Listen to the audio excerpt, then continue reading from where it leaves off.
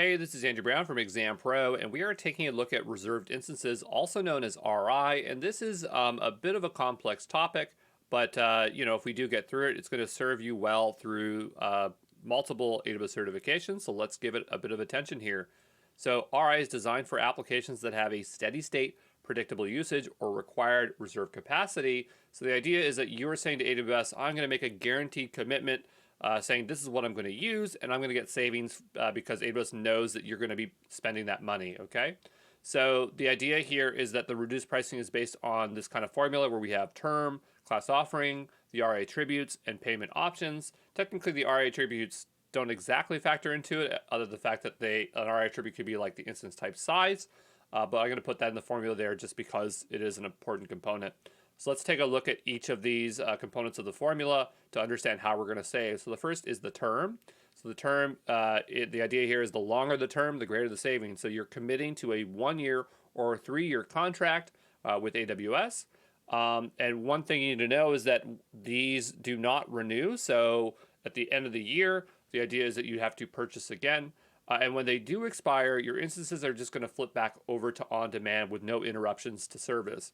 Then you have class offerings, and so the idea here is the less flexible the offering, the greater the savings. So the first is standard, and this is up to a 75 reduction in the price compared to on-demand. And the idea here is you can modify some RA attributes, which we'll talk about when we get to the RA attribute section there. Then you have convertible, so you save up to 54% reduced pricing compared to on-demand, and you can exchange RIs based on the RA attributes if the value is greater or equal in value. And there used to be a third class called schedule, but this no longer exists. So if you do come across it, just know that AWS is not planning on offering this again for whatever reason. I'm not sure why.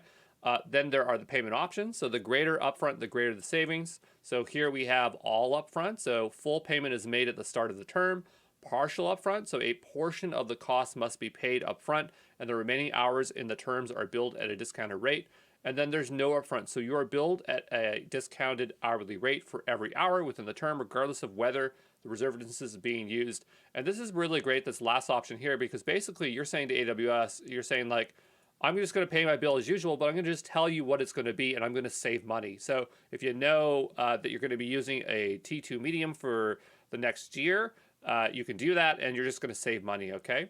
So RIs can be shared between multiple accounts within an organization, and unused RIs can be sold in the reserved instance marketplace, but we'll talk about the limitations around that when we get a bit deeper in here. Just to kind of show you what it would look like in AWS console, and they updated it. I love this new UI here.